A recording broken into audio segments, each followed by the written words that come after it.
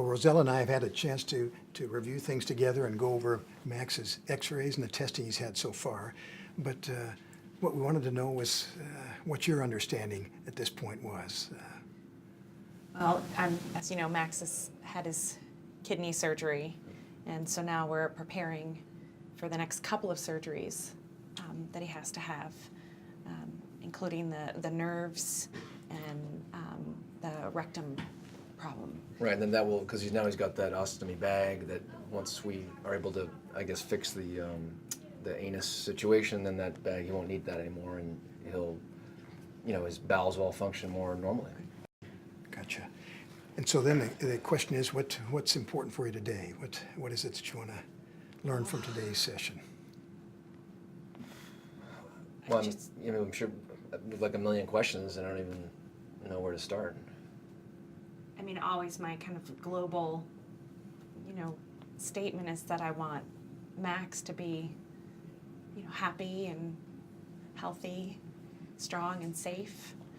And I hope that everything that we're going to talk about or that we're going to do for him includes those goals.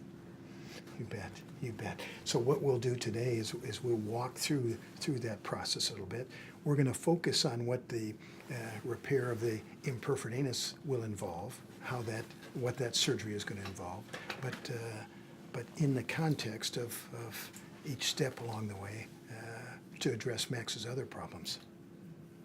I can understand how this can be very overwhelming, a lot of information at once. Yeah, it feels like that. It feels overwhelming. I'm just not even sure sometimes where we are. I just feel tired and. Yeah, not just information, just all of these multiple surgeries and multiple problems, and that each one is complicated, and it's like one on top of the other.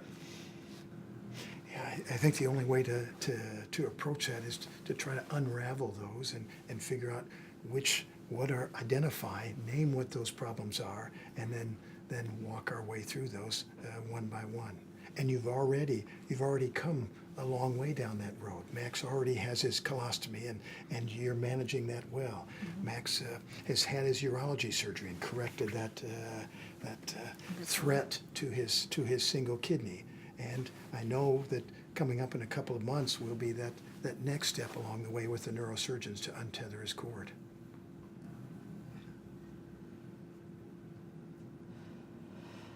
Would it help if we start a little bit talking about what the surgery involves, and maybe it will help to give you a little bit more understanding and figure out what your questions could be? Yeah, it's a good idea. Just kind of start at the top and Sure. figure it all out. Okay, we can try to do that.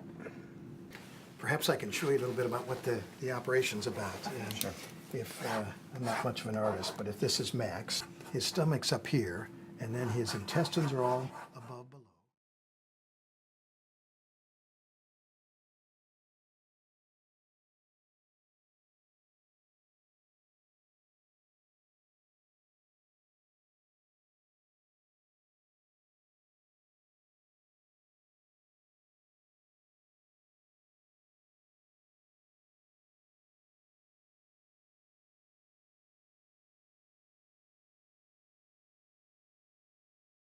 Now, the nice thing about those small incisions is that it means that Max recovers pretty quickly in terms of pain, and hopefully he'd be out of the hospital after a couple of days. About 2 to 3 days, based on his pain control and his belly kind of waking up and being able to tolerate feeds again.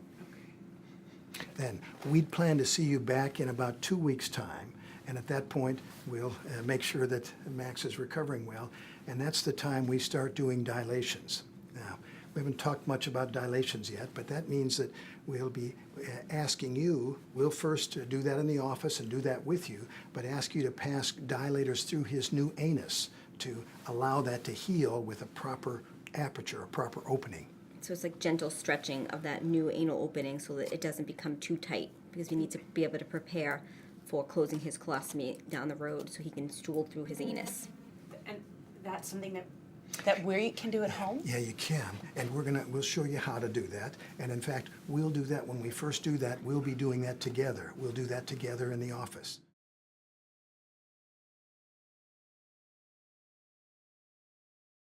And a lot of parents, that's very scary to hear that. Yes. And it seems like it's a hard thing to do. And what we Yes. like to say, he's so little, he'll never remember it. You'll never forget it, but he will never remember it. And it's something that, we'll teach you to do, to put it through. And usually kids actually tolerate it very well. It doesn't cause pain. It's more like a pressure.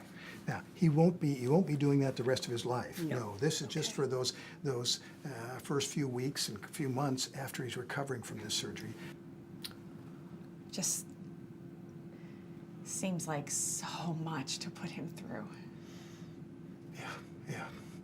You didn't It ask does. for this, and Max didn't ask No. for this. No. But, and so our challenge is to get Max through each one of these problems step by step, and we will. And to give you the information that you need to be able to understand how to make the best choices for him as parents. And we can help you do that. Just feel like we have so many balls up in the air.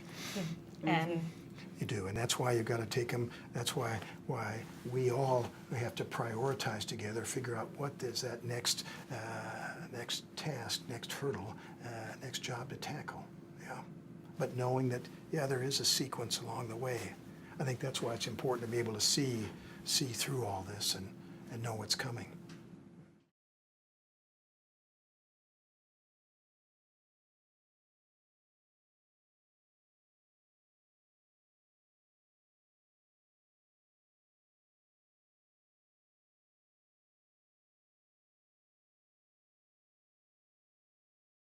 yeah, and I guess for me, a big part just be to ensure that Max's, life going forward is going to be as normal as possible. That, as he gets older and he can run around with other kids, that, he doesn't stand out from the crowd.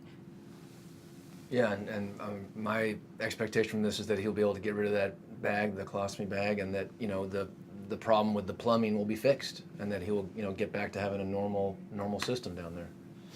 And that's indeed what our plan and intention is to do as well, to be able to put the colon, to put the anus in a normal position, and to have it function normally, to have control of his stool. Now, I'll confess that as part of that, the range of outcomes can vary. That is, some children have very good control of their continence. Some might be more prone to having accidents thereafter. That is, their control isn't quite as good. So he may not get back to a fully normal functioning.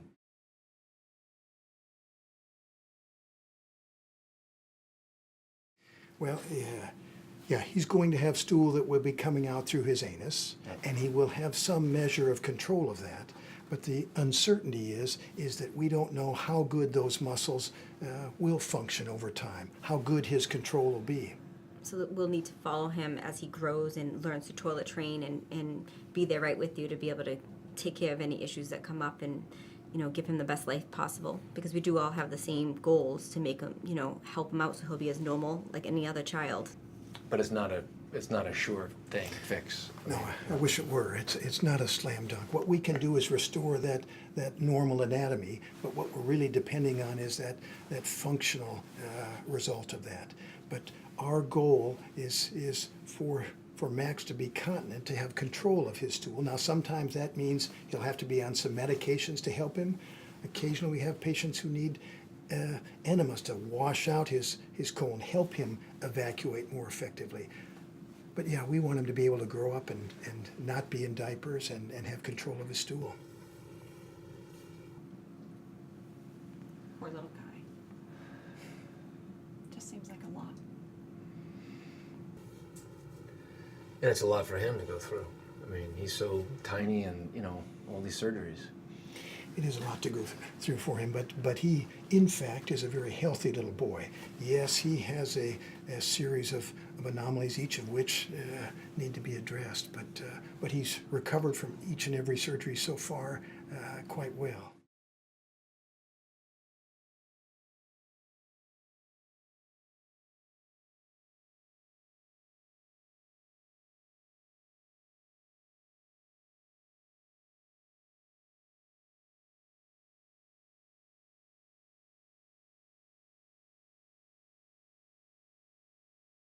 a lot of parents, have so much information. It's a lot of information being thrown to you at once, and so it's probably hard to figure out what your questions are. Commonly parents want to know what his life's going to be like after the surgery, what the post-op recovery is. We can help answer some of those for you. Are there some questions you have right now as you're thinking through this? I'm not even sure where to start. It just, like you said, seems incredibly overwhelming and a lot of detail that I don't quite grasp yet. Yeah, I have like a million questions.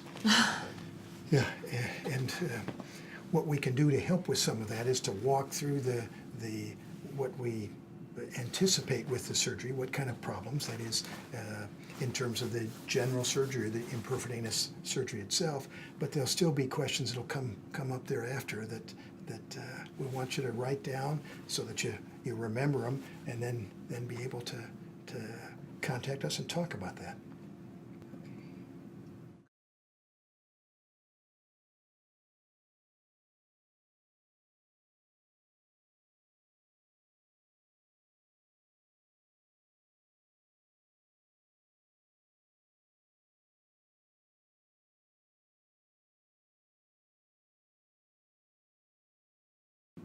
I'll be able to give you my card with my phone number and email. I can be your primary point person from now through this process to be able to help get your answers to the questions. And I'll be able to communicate with Dr. Lillahei because we work together as a team, and be able to contact you that way too.